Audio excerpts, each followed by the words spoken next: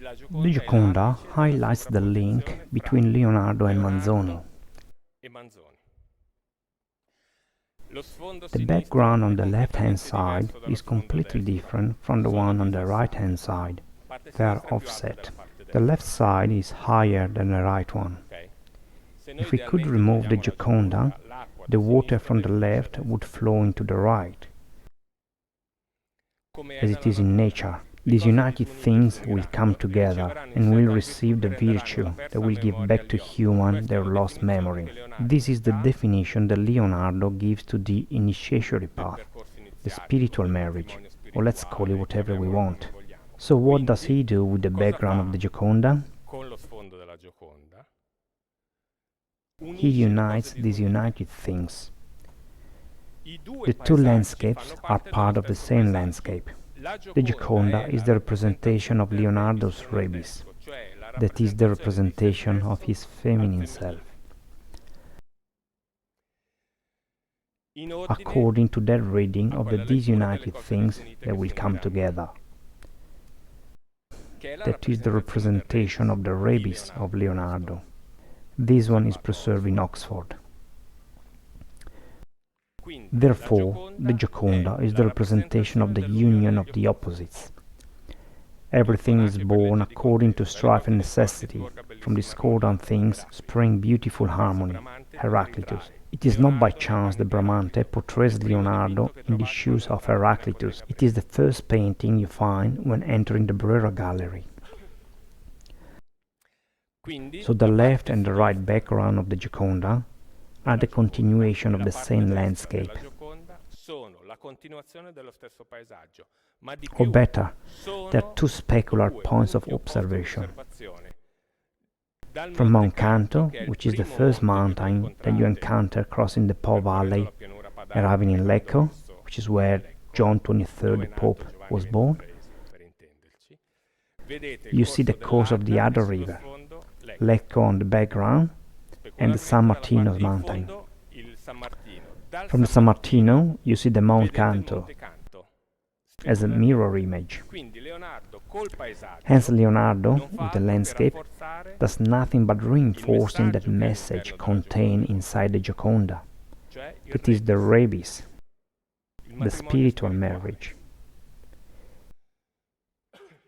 In reality, the landscape of the Gioconda are 8. 3 on the left-hand side, 3 on the right, the Gioconda herself, and her hands. Here we are in Gravedona. These are the tips of Dervio, Olgiasca, and Bellano, on the north side of the lake, where the lake changes direction towards Valtellina. Further north, there is the representation that you'll find at the Campelli. It is the natural amphitheater that divided the Duchy of Milan from Bergamo, Republic of Venice. So with the Gioconda, Leonardo is simply describing the northern border of the Duchy of Milan.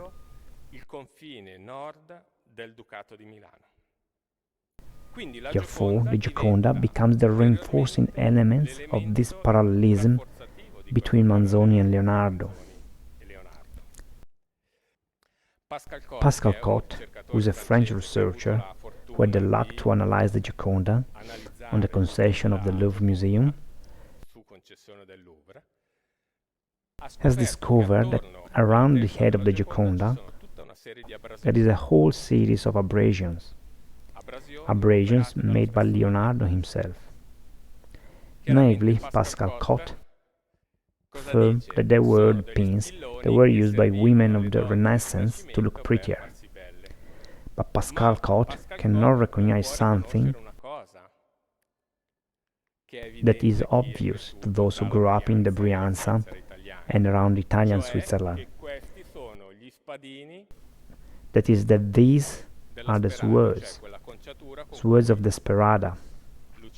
That is that famous hairstyle of Lucia Mondella that becomes a social means to communicate her condition of betrothed. And the reference to the marriage is back once again. And do you know when this custom was born? right in the years when Leonardo was painting around the Larian Triangle. Here we are between 1480 and 1490, and the halo becomes a representation of the spiritual elevation, the light body, whatever you want to call it, almost like rays of a halo, as the Milanese peasants still use. So writes Manzoni. This is Lucia Mondella, drawn by Gonin. Therefore Manzoni makes reference to the Gioconda that he could see exposed in the bedroom of Napoleon. And if Manzoni is inspired by the Gioconda, who is Leonardo inspired by to make the Gioconda? By the place where the lake from two becomes one, the promontory of Bellagio. When you make the two one, and when you make the man and the woman as one, so that the man is not a man and the woman is not a woman, the androgynous, then you will enter the kingdom. From the Gospel of Thomas. If you focus on it, doesn't it look like a woman? And Bellagio is essential in the history of the Duchy of Milan. Today it is where the Rockefeller Foundation has a branch, but it was where Ludovico de Moor found refuge when he fled towards Innsbruck, chased by the French. And Leonardo was often hosted there. Let's see why the Gioconda is not the Gioconda. From what Vasari wrote, which is the reason why today we call her the Gioconda, he took Leonardo to paint for Francesco del Giocondo the portrait of his wife Monna Lisa, and for 4 years he left it unfinished, and the work today is with King Francis of France in Fontainebleau. And in this opera of Leonardo there was such a pleasant smirk that it was more divine than human to see, and it was marvelous for not being alive. Two are the elements that make one lean towards the Gioconda. The name of the husband, being Francesco del Giocondo, and this darn smirk, for which everyone had thought that Vasari was describing the Gioconda. First thing first, for 4 years he left it unfinished. In reality, this one is not unfinished at all. It is actually very detailed. On its right-hand side, there are even very small rocky formations. If you go there, or come with me, to the Forcellino or to Pian del Resinelli, you can recognize them. In line with that representative realism of which Leonardo was a master. Secondly, Vasari does not stop here with the description, he goes further. He makes reference to the lashes around the eyes, but what everyone thinks being the Gioconda does not have eyelashes. What you see between the eyes is a xanthelasma, from which Leonardo suffered, that allows us to reconstruct or discover a whole series of portraits that represent Leonardo. The portrait of a musician, the sanguine, the Vitruvian man, all with this xanthelasma that is an accumulation of cholesterol, which affected Leonardo. Only one person realized this. He was a Japanese doctor. Given his profession, and after going close to the painting, he noticed the xanthelasma and concluded that the Gioconda suffered from hypercholesterolemia. Again, he could not think that he was looking at the portrait of Leonardo himself. But this is one of the elements for which we can say that this portrait represents Leonardo in his rabies. There is another one that we'll see in a very short time. We're almost done. I was saying, it is clear that Vasari is not making reference to the Gioconda.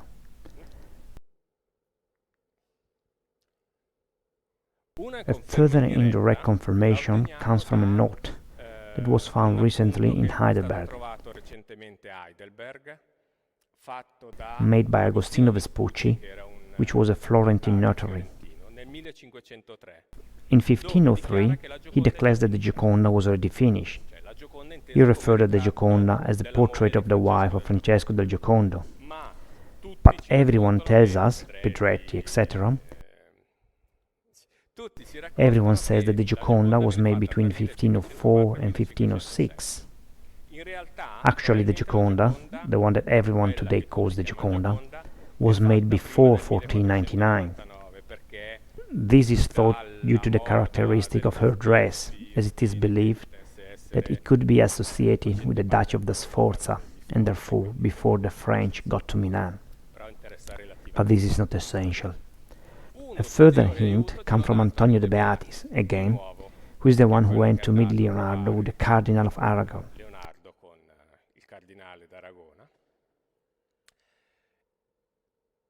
And who refers to that visit to Leonardo and speaks of 3 paintings. One, requested by the magnificent Giuliano de' Medici, that cannot be the Gioconda. One is John the Baptist, and the other one is the Virgin and the Child with Saint Anne. Therefore the Beatis sees 3 paintings, but the Gioconda is not among them. Beyond the fact that at the time they knew each other, and therefore, if there was a portrait of a dame, he would have recognized her, not a courtesan, a dame. This is a further element that leads us to believe that the Gioconda is the female portrait of Leonardo. Because the De Beatis mentioned the disability of Leonardo to his right hand, which is why he can no longer paint. On this detail, 2 Italian doctors in London published a study 2 weeks ago. The news went around the whole world. But being right, they were completely wrong, because they looked at the drawing by Figino, that was the representation of Heraclitus and Democritus. But being a preparatory drawing, the right hand would then become the left hand. They made a complete mess about it. But Leonardo, in reality, suffered from an androgynous ganglia, which is what blocked his right hand, which is why, according to the Beatis, he could no longer paint.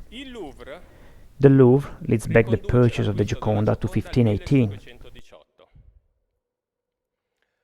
together with Saint Anne and John the Baptist. There were those paintings mentioned by the Beatis. The paintings were purchased by Francesco I with the mediation of Salai, who is not Leonardo's lover, but Leonardo's son, by the way. Milanese by his creation, writes Vasari, according to a royal receipt found in the 90s in the Bryden's library in Milan.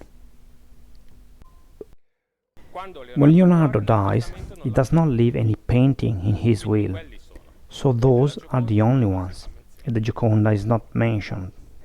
But why was the myth of the Gioconda born? Before we saw what Vasari wrote. The first to name it Gioconda was Cassiano del Pozzo, on the occasion of his trip in France in 1625. He used the term Gioconda, referring to the painting he saw in Fontainebleau, that with good probability is the one now exposed at the Louvre, but which has not connection with the wife of Francesco del Giocondo. Until then the term was associated to a painting in the hand of Salai, and mentioned in an inventory of 1525, that is after Leonardo's death, as the Honda. So there is no reference to the fact that that painting that everyone goes to celebrate, everyone, I'm not speaking only of mere mortal men, I'm talking about Banksy, Warhol, Botero, Duchamp.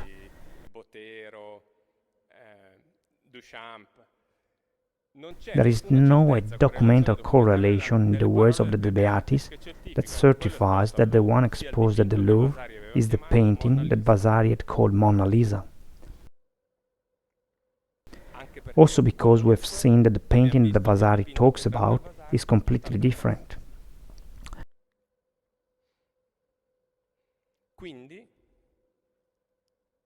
So the French, but it's actually the whole world, are celebrating something different from what it is.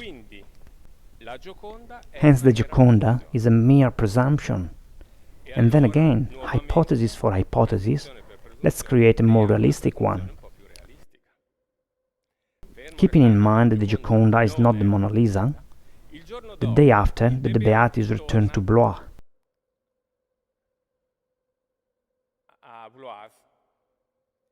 And finds, among the paintings that are about to be sent to Fontainebleau,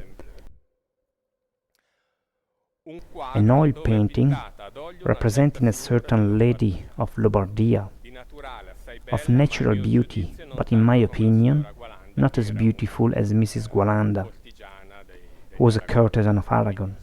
So he used this Isabella Gualanda as term of comparison.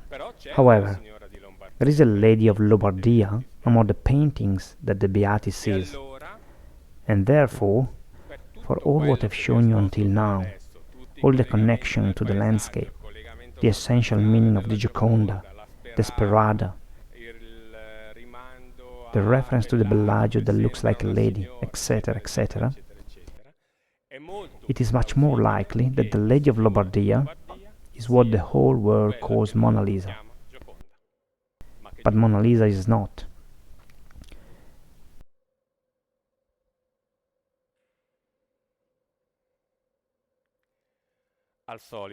The name then changed with time, becoming Lady of Lombardia, Lady of Bellagio, the Gioconda, etc. When I say these things, the orthodox academic word calls me crazy, and disregards elements that are documentary, much more documented than the orthodox reconstructions, that are all but based on solid evidence. And quoting Baudelaire, those who were seen dancing were thought to be insane by those who could not hear the music. And as I always close my lecture, the best are all crazy. Alice in Wonderland.